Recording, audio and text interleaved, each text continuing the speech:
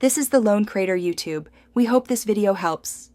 You start by confirming compatibility and gathering the essentials. Plug the password reset USB into the target machine, reboot and open the BIOS/UEFI boot menu. Select the USB device and boot to the reset tool. Once booted, let the tool detect local accounts. Make sure you identify the correct user profile by name and last login. You're initiating the process now, so avoid making other changes. If prompted, choose the standard reset or offline edit mode, depending on how the tool labels it. Once the tool lists accounts, select the specific user and decide whether to clear the password or set a temporary one. You choose clear when you need immediate access or set a new password when you can control the value securely. Apply the change.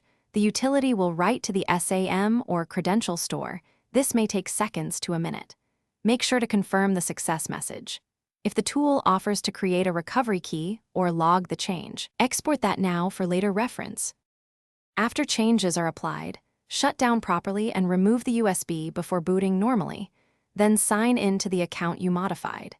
If you can't log in, restart and boot the reset USB again to confirm the operation completed and you edited the correct account. Also check BIOS/UEFI Secure Boot or TPM settings.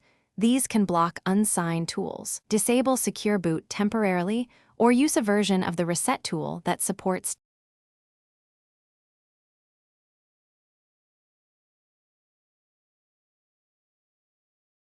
Thanks for watching.